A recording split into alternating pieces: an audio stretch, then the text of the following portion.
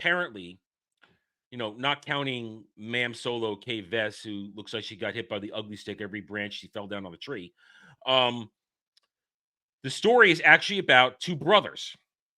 One, a crime boss mafioso who got betrayed by his younger brother, who was actually an Imperial spy, who then took over the crime syndicate to turn it into an op for the Empire to root out the rebels. And what? Yeah, that's the story. And you're K. Vess and you get involved in it somehow because the younger brother, who's actually the Imperial spy, recruits you to do some shit, and the other brother comes back who's actually alive, and shit happens. Let me look this up real quick before you get started. Hang on, because you got to see this clip too. Clip from the game. So let me just make sure I'm understanding. Yeah. Go. So there's about two brothers. Are these brothers related to the half Mexican, half white woman? No. Completely unrelated. So it's completely unrelated. So it's about them beefing and but so why are we involved in this Empire and because they hire her to do some shit, Dre. Yeah, and she's gonna she's the middle person. She's got debts. You have to see this now. Oh, you have to see this. I shouldn't have come. No. Her student loans were too high. God damn it. My student loans are too high. That's why send me super chats. Okay, I got a grift. Anyway, all right, so you got to check this out. This is a clip from the game that I was shown on Friday. This is the younger brother, who is actually the Imperial spy. Feel free to cry out in pain at the appropriate moments, okay? All right, here we go.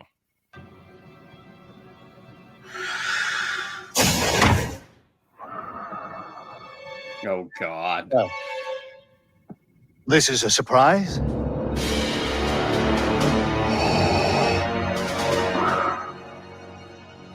The Emperor has my report. Zarek Bear's syndicate has infiltrated the underworld into the farthest reaches of the galaxy. We are on the verge of uncovering the rebel network. This is an unqualified success. Wait for it. Here it comes. It's for the ISB. Zarek Besh has not found a single member of the Rebel Alliance. That doesn't even sound close. I'm very confused. I'm confused on a couple of things. Okay, but first of all, before you say that, just remember this. Go ahead. James Earl Jones is retired. Yes. 92 years old. Man has earned his retirement at this point. Absolutely. He sold the rights to his voice to Disney so that they can make AI Vader in perpetuity. That ain't even James Earl Jones. No. Yeah, his voice sounded off. I don't know if it was my ears or what, but his voice sounded off. No, Dragon, your even ears the right are effect. fine. Like even the breathing sound effects are wrong. The gargle in the voice is wrong. If you could redo the scene with a completely different model for Darth Vader, and I'd roll with it. Wouldn't even be able to tell. All right, Dre, go ahead. So I'm a little bit confused, and maybe you can help me out. When is this game supposed to be taking place? Is it between Empire and Jedi? Okay, Empire and Jedi. Okay, great. Why is Vader here? Reasons? Because he wants a report. Is it just to shoehorn Vader in just to have him in the game? Yeah, because you don't face him at all. Then I don't see. That's what I was about to ask. I was like, does he play a role in this game? He's here to do this. Right, let's finish it. He's here to wait. Is this another scene behind a paywall like Jabba the Hutt? No. This is a cut. This is in the base game. It's in the base game. Okay, that's nonsense. Without rebels, Zarek Besh is a failure. You, Director Varsha, are a failure. Failure? Now, this dude... The voice is distracting now. This is how bad it is. This dude's about to talk shit to Vader. This guy thinks he's all that. The ISB has created the most groundbreaking intelligence network the Empire has seen, and accomplished more in weeks than the entire Imperial army. An army whose mindless show of force allowed a rebel fleet to escape from Hoth. It is the ISB that will win this war.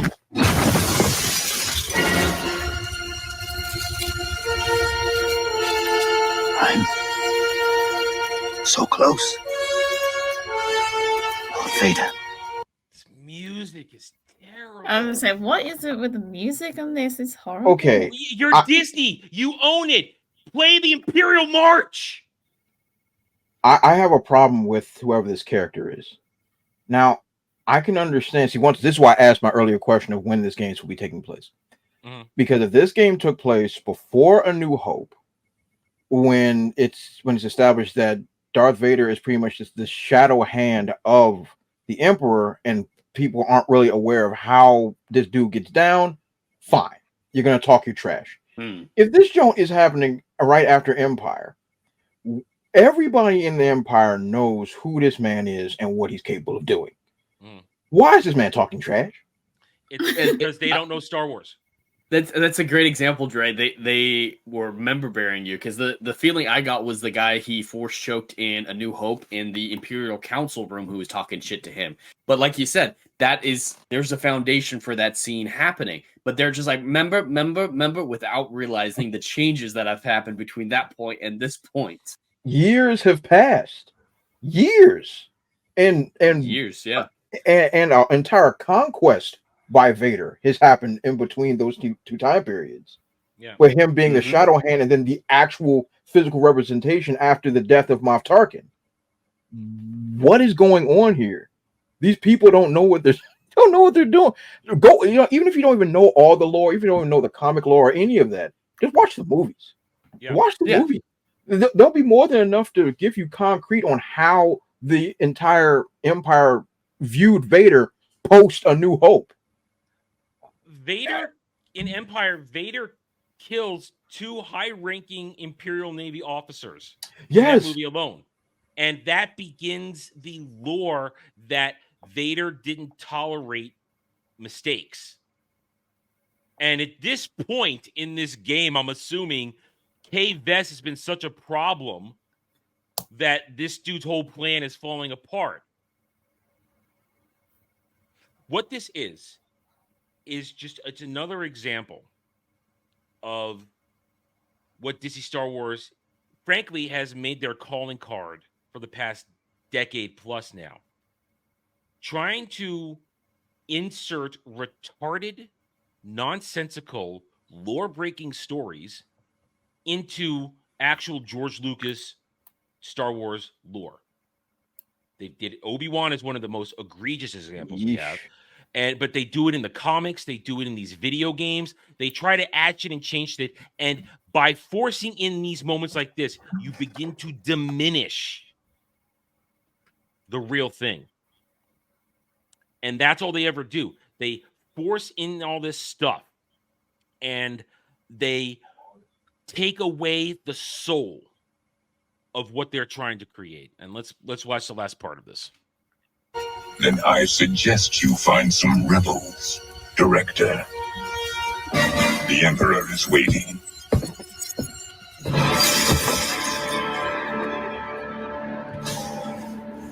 I'm sorry, but I thought Darth Vader is supposed to be intimidating, and he's being anything but intimidating. No, and yeah, it's this dude should be dead. DED dead.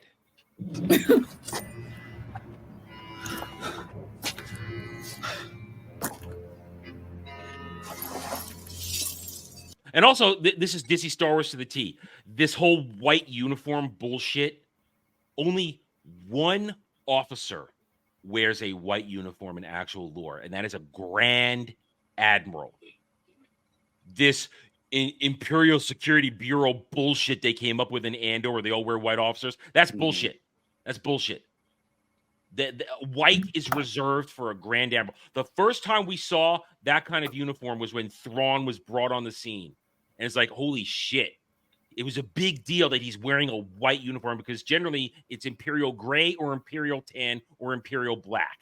There's no deviation. The white is supposed to show that you are the best. You have the most command.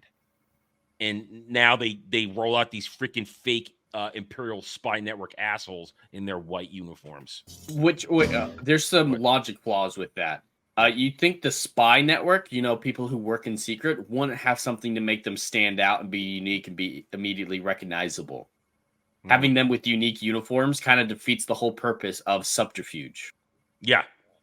And that's a good point, Bacon. White equals evil. There you go. It really is that simple.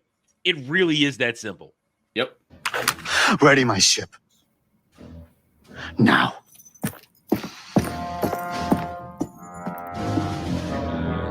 A little more.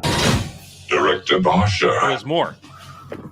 I understand there has been a security breach. God, it's so bad. The voice And is how- bad. Period. And this looks bad too. It is so off-putting. He's wearing a white uniform but a black cap. The visuals, it's just wrong. Personal matter. Not when you've been so careless with critical Imperial intelligence.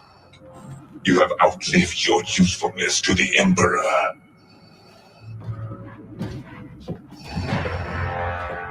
Jalen. The Empire accepts your terms, Jalen Rex. All right, that of course I don't know the background. The context. The context, that's the word I wanted. The context of that. But Vader would have ganked his ass right on the spot. Absolutely. He wouldn't have said We have seen Vader kill people remotely over Yeah. hologram or video network. Yeah. It's and right there, there's all again. I do not know the context. But they showed a red Twi'lek behind him. There is a famous red Twi'lek in EU lore, in the later, what was called the Legacy arc in the comics that never got a chance to be adapted into novels and possibly altered a little bit. I don't know. Talon, right? Adam? Talon, Darth Talon, Mm-hmm. Darth Talon, famously the only red Twi'lek that exists. And they're going to bring out a red Twi'lek to try and, again, steal imagery, steal shit to make them go, oh, look, red Twi'lek. I'm a red Twi'leks were cool. This game is a disaster. That's just an example of the story disaster because there's more. There is definitely more. If I can find it. There we go. So I mentioned the bugs. Mini games are broken. We saw the bugs in the previous stuff. And oh, look, she's missing hitboxes. She's sliding down a wall. She's crashing. Apparently, Mauler is playing this. He spent the money and he's been showing off the bugs in game stuff that people are having a lot of fun watching it. But there's an even more massive bug that is just insulting to the stands, and the stands, from my understanding, just brilliantly took it in the face like the clapping seals they are. I'm sure you guys heard of this one. I haven't. Okay. So early access, they paid their money. Some of them probably paid the $130 like the morons that they are. 3 days in. So actual game day launch on Friday. Game day patch. It's 2024. Oh, I did hear about this. It's 2024. Devs suck. They're always going to try and patch things because things are never finished when they go out. Dre, you can attest to this. 100% correct. So, game comes out, and guess what happens? There's a bug in it that was so bad that it prevented progression in the game. Oh yeah, that one.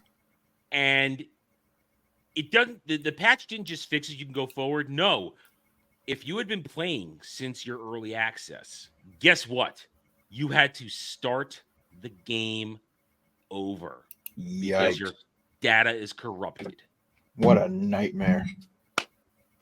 And that's 3 days in. Some people might be anywhere from 8 to 20 hours in at that point if they're hardcore playing. Oh, that's a big chunk for a lot of people. You can do a lot in 3 days worth of gaming. Mhm. Yeah. I wouldn't start over. I would try to get a refund. I'd be done. Yeah. Well, first of all, anybody that spent money on this game is a retard. The shills are out there. The usual suspects that haven't blocked me yet that I can see on X Twitter. They're saying, "Oh my God, I've never played a game like this before. It's the greatest thing ever." Well, people who are actually attacking it are getting banned on Reddit. Yeah, you're not allowed to criticize it. You are not allowed to criticize it. You're not allowed to criticize Ma'am Solo. You're not allowed to do anything that speaks ill about this game That is a success. But And it sucks. it does suck. Nobody cares about it.